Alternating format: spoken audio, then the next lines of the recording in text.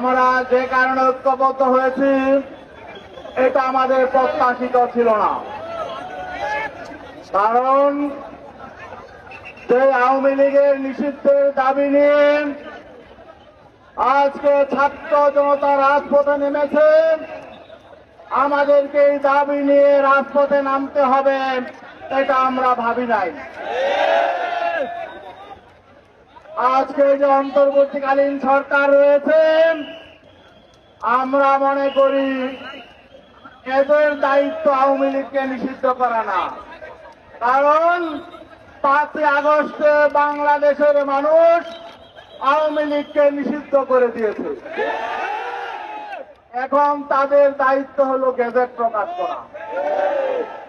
আমরা আশা করতে চাই,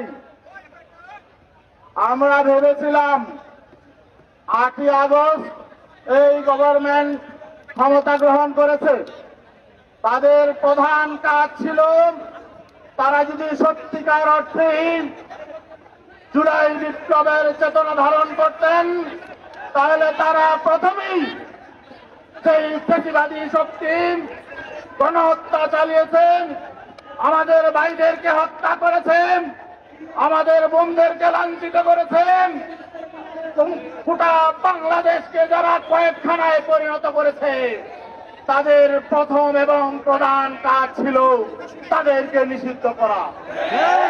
কিন্তু আমরা কি দেখলাম, 9 মাস চলে গেল, তারা অনেক কিছু করলেন, অনেক তালবাহানা করলেন, কিন্তু তাদের প্রধান কাজটি তারা করলেন না।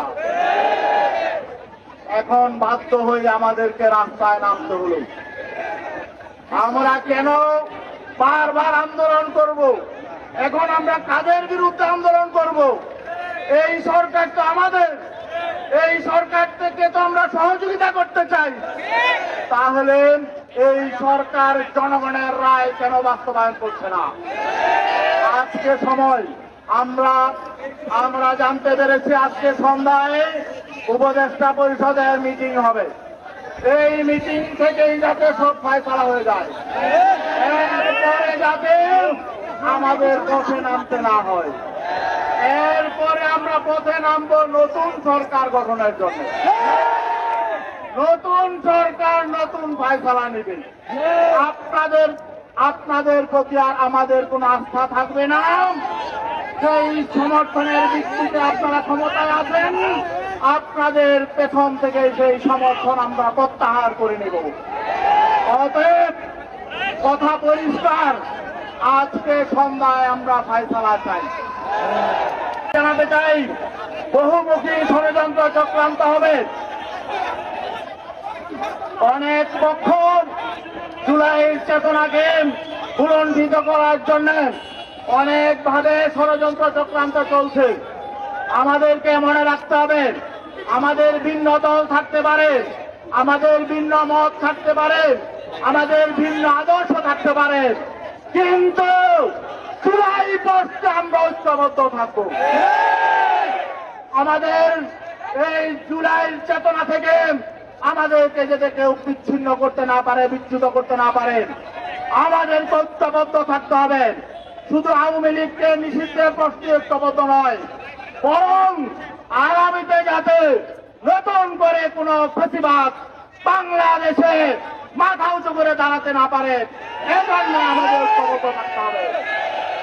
আমাদের ঐক্য দেশের স্বার্থে, মানবতার স্বার্থে, মানুষের স্বার্থে, মানুষের ধর্মীয় চেতনার স্বার্থে, আমাদের সকলের অধিকারের স্বার্থে।